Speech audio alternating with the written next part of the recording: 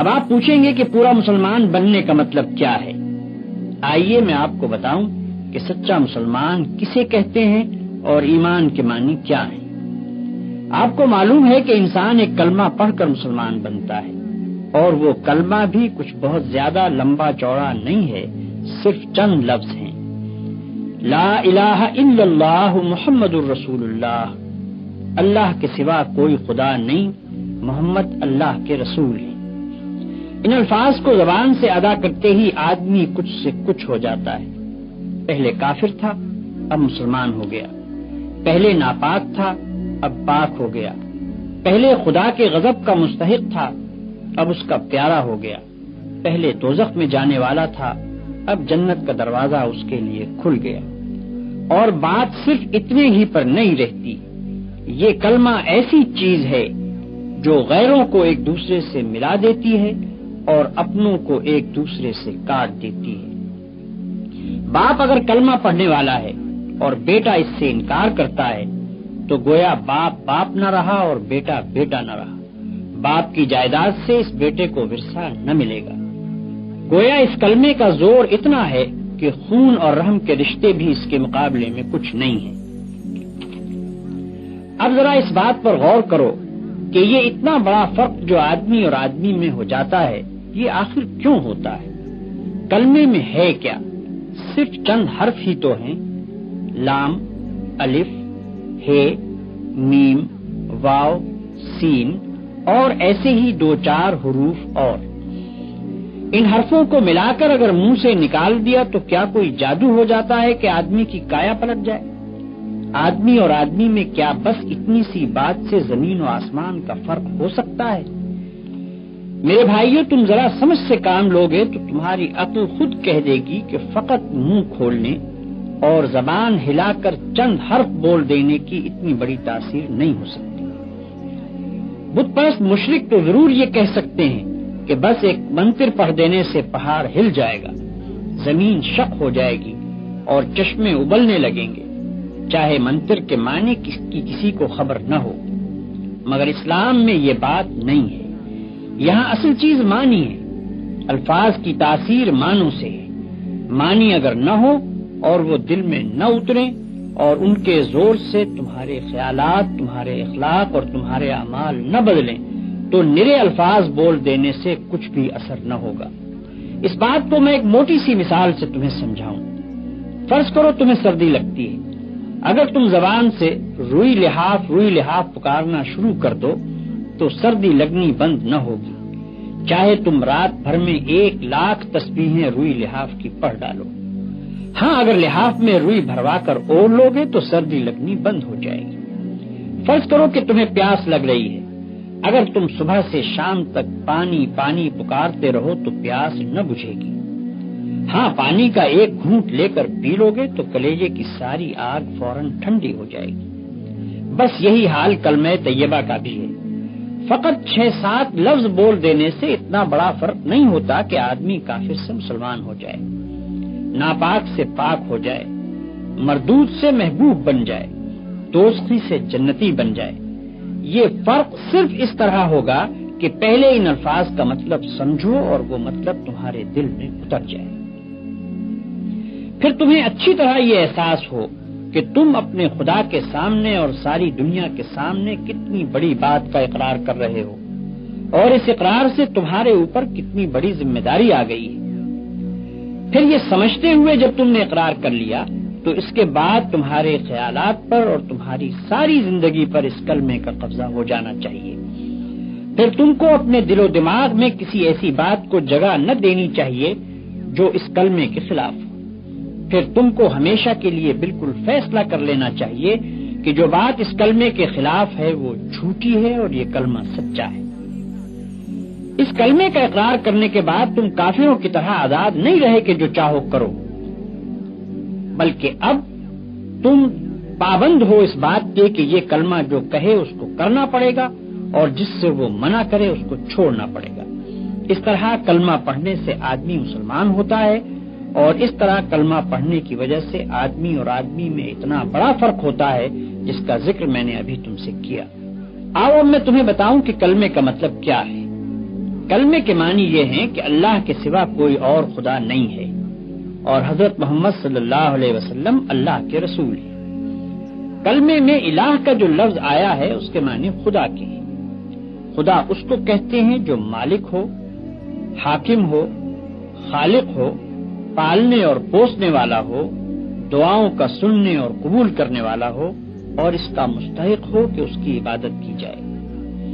اب جو تم نے لا الہ الا اللہ کہا تو اس کے معنی یہ ہوئے کہ اول تو تم نے یہ اقرار کیا کہ یہ دنیا نہ تو بے خدا کے بنی ہے اور نہ ایسا ہی ہے کہ اس کے بہت سے خدا ہوں، بلکہ دراصل اس کا خدا ہے اور وہ خدا ایک ہی ہے اور اس ایک ذات کے سوا خدائی کسی کی نہیں ہے۔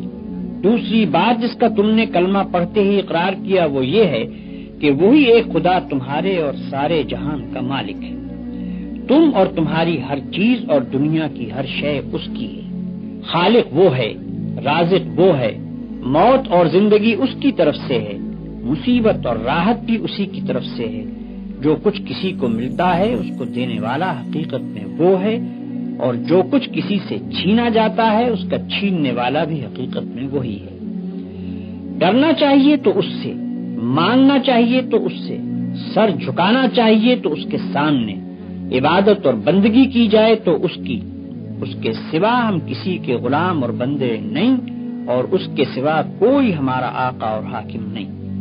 ہمارا اصلی فرض یہ ہے کہ اسی کا حکم مانیں اور اسی کے قانون کی پیروی کریں۔ یہ عہد و پیمان ہے جو لا الہ الا اللہ پڑھتے ہی تم اپنے خدا سے کرتے ہو اور ساری دنیا کو گواہ بنا کر کرتے ہو۔ اس کی خلاف ورزی کرو گے تو تمہاری زبان، تمہارے ہاتھ پاؤں، تمہارا رونگٹا رونگٹا اور زمین اور آسمان کا ایک ایک ذرہ جس کے سامنے تم نے جھوٹا اقرار کیا تمہارے خلاف خدا کی عدالت میں گواہی دے گا، اور تم ایسی بے بسی کے عالم میں وہاں کھڑے ہوگے کہ ایک بھی گواہ تم کو صفائی پیش کرنے کے لیے نہ ملے گا۔ دنیا کی پولیس سے تم اپنا جرم چھپا سکتے ہو، خدا کی پولیس سے نہیں چھپا سکتے۔ دنیا کی پولیس رشوت کھا سکتی ہے، خدا کی پولیس رشوت کھانے والی نہیں۔ دنیا کے گواہ جھوٹ بول سکتے ہیں، خدا کے گواہ بالکل سچے ہیں۔ دنیا کے حاکم بے انصافی کر سکتے ہیں، خدا ایسا حاکم نہیں جو بے انصافی کرے۔ پھر خدا جس جیل میں ڈالے گا اس سے بچ کر بھاگنے کی بھی کوئی صورت نہیں ہے۔ خدا کے ساتھ جھوٹا اقرار نامہ کرنا بہت بڑی بے وقوفی بلکہ سب سے بڑی بے وقوفی ہے۔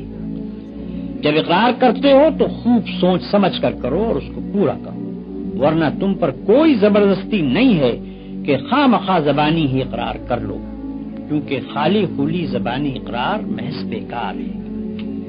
لا الہ الا اللہ کہنے کے بعد تم محمد رسول اللہ کہتے ہو، اس کے معنی یہ ہے کہ تم نے یہ تسلیم کر لیا کہ محمد صلی اللہ علیہ وسلم ہی وہ پیغمبر ہیں جن کے ذریعے سے خدا نے اپنا قانون تمہارے پاس بھیجا ہے۔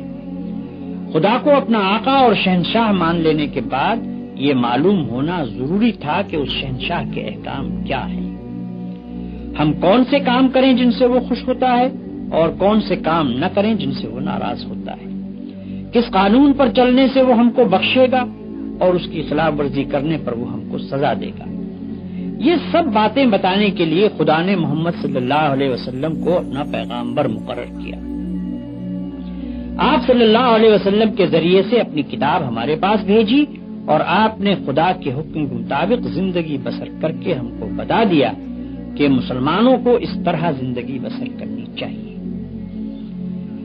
بس جب تم نے محمد رسول اللہ کہا تو گویا اقرار کر لیا کہ جو قانون اور جو طریقہ حضور صلی اللہ علیہ وسلم نے بتایا ہے تم اسی کی پیروی کرو گے، اور جو قانون اس کے خلاف ہے اس پر لعنت بھیجو گے۔ یہ اقرار کرنے کے بعد اگر تم نے حضور صلی اللہ علیہ وسلم کے لائے ہوئے قانون کو چھوڑ دیا اور دنیا کے قانون کو مانتے رہے تو تم سے بڑھ کر جھوٹا اور بے ایمان کوئی نہ ہوگا، کیونکہ تم یہی اقرار کر کے تو اسلام میں داخل ہوئے تھے کہ محمد صلی اللہ علیہ وسلم کا لایا ہوا قانون حق ہے اور اسی کی تم پیروی کرو گے۔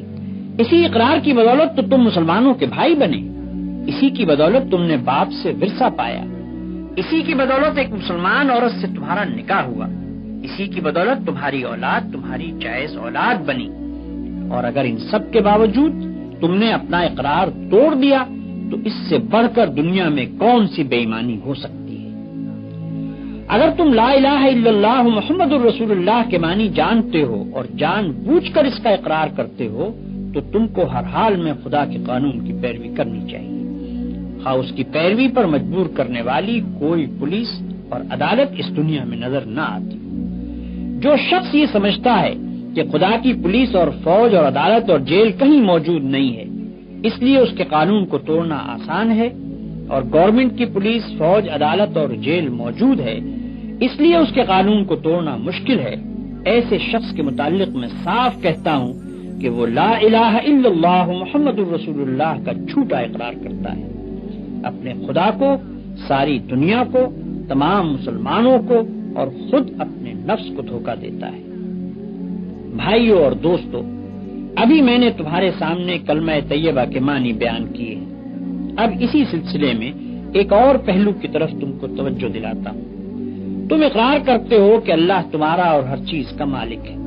اس کے کیا معنی ہے؟ اس کے معنی یہ ہیں کہ تمہاری جان تمہاری اپنی نہیں، خدا کی ملک ہے، تمہارے ہاتھ اپنے نہیں، تمہاری آنکھیں اور تمہارے کان اور تمہارے جسم کا کوئی عضو تمہارا اپنا نہیں۔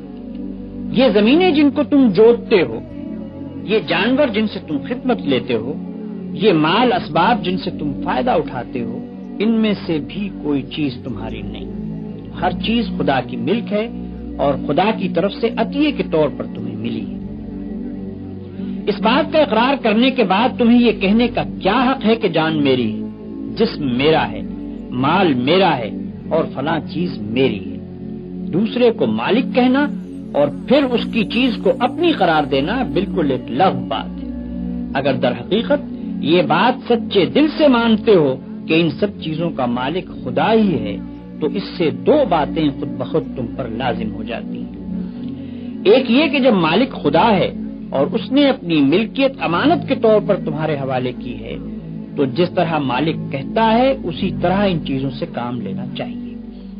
اس کی مرضی کے خلاف ان سے کام لیتے ہو تو دھوکہ بازی کرتے ہو۔ تم اپنے ان ہاتھوں اور پاؤں کو بھی اس کی پسند کے خلاف ہلانے کا حق نہیں رکھتے۔ تم ان آنکھوں سے بھی اس کی مرضی کے خلاف دیکھنے کا کام نہیں لے سکتے۔ تم کو اس پیٹ میں بھی کوئی ایسی چیز ڈالنے کا حق نہیں ہے جو اس کی مرضی کے خلاف ہو۔ تمہیں ان زمینوں اور ان جائیدادوں پر بھی مالک کے منشا کے خلاف کوئی حق حاصل نہیں ہے۔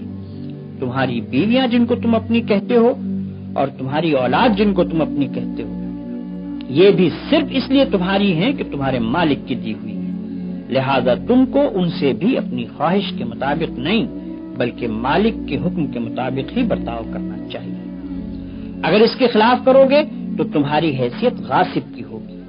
جس طرح دوسرے کی زمین پر قبضہ کرنے والے کو تم کہتے ہو کہ وہ بے ایمان ہے، اسی طرح اگر خدا کی دی ہوئی چیزوں کو تم اپنا سمجھ کر اپنی مرضی کے مطابق استعمال کرو گے یا خدا کے سوا کسی اور کی مرضی کے مطابق ان سے کام لوگے تو وہی بے ایمانی کا الزام تم پر بھی آئے گا۔ اگر مالک کی مرضی کے مطابق کام کرنے میں کوئی نقصان ہوتا ہے تو ہوا کرے، جان جاتی ہے تو جائے، ہاتھ پاؤں ٹوٹتے ہیں تو ٹوٹیں، اولاد کا نقصان ہوتا ہے تو ہو، مال و جائیداد برباد ہو تو ہوا کرے، تمہیں کیوں غم ہو؟ جس کی چیز ہے وہی اگر نقصان پسند کرتا ہو تو اس کو حق ہے۔ ہاں، اگر مالک کی مرضی کے خلاف تم کام کرو اور اس میں کسی چیز کا نقصان ہو تو بلا شبہ تم مجرم ہوگے، کیونکہ دوسرے کے مال کو تم نے خراب کیا۔ تم خود اپنی جان کے مختار نہیں ہو، مالک کی مرضی کے مطابق جان دو گے تو مالک کا حق ادا کر دو گے، اس کے خلاف کام کرنے میں جان دو گے تو یہ بے ایمانی ہوگی۔ دوسری بات یہ ہے کہ مالک نے جو چیز تمہیں دی ہے اس کو اگر تم مالک ہی کے کام میں صرف کرتے ہو تو کسی پر احسان نہیں کرتے، نہ مالک پر احسان ہے نہ کسی اور پر۔ تم نے اگر اس کی راہ میں کچھ دیا یا کچھ خدمت کی یا جان دے دی جو تمہارے نزدیک بہت بڑی چیز ہے تب بھی کوئی احسان کسی پر نہیں کیا۔ زیادہ سے زیادہ جو کام تم نے کیا وہ بس اتنا ہی تو ہے کہ مالک کا حق جو تم پر تھا وہ تم نے ادا کر دیا۔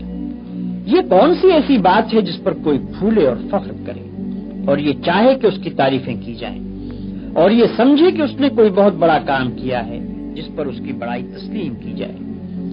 یاد رکھو کہ سچا مسلمان مالک کی راہ میں کچھ خرچ کرنے یا کچھ خدمت کرنے کے بعد پھولتا نہیں ہے، بلکہ خاکساری اختیار کرتا ہے۔ فخر کرنا کار خیر کو برباد کر دیتا ہے۔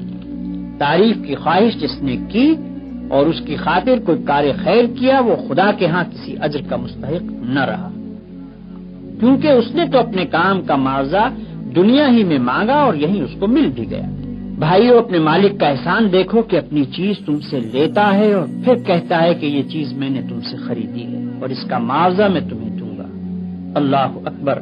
اس شان جود و کرم کا بھی کوئی ٹھکانہ ہے؟ قرآن میں ارشاد ہوتا ہے کہ ان اللہ اشتری من المؤمنین انفسهم واموالهم بان لهم الجنہ، اللہ نے ایمانداروں سے ان کی جانیں اور ان کے مال خرید لیے ہیں اس معاوضے میں کہ ان کے لیے جنت ہے۔ یہ تو مالک کا برتاؤ تمہارے ساتھ ہے، اب ذرا اپنا برتاؤ بھی دیکھو۔ جو چیز مالک نے تم کو دی تھی اور جس کو مالک نے پھر تم سے معاوضہ دے کر خرید بھی لیا، اس کو غیروں کے ہاتھ بیچتے ہو، نہایت ذلیل معاوضے لے کر بیچتے ہو۔ وہ مالک کی مرضی کے خلاف تم سے کام لیتے ہیں اور تم یہ سمجھ کر ان کی خدمت کرتے ہو کہ گویا رازق وہ ہیں۔ تم اپنے دماغ بیچتے ہو، اپنے ہاتھ پاؤں بیچتے ہو، اپنے جسم کی طاقتیں بیچتے ہو اور وہ سب کچھ بیچتے ہو جس کو خدا کے باغی خریدنا چاہتے ہیں۔ اس سے بڑھ کر بد اخلاقی اور کیا ہو سکتی ہے؟ بیچی ہوئی چیز کو بیچنا قانونی اور اخلاقی جرم ہے۔ دنیا میں اس پر دغابازی اور فریب دہی کا مقدمہ چلایا جاتا ہے۔ کیا تم سمجھتے ہو کہ خدا کی عدالت میں اس پر مقدمہ نہیں چلایا جائے گا؟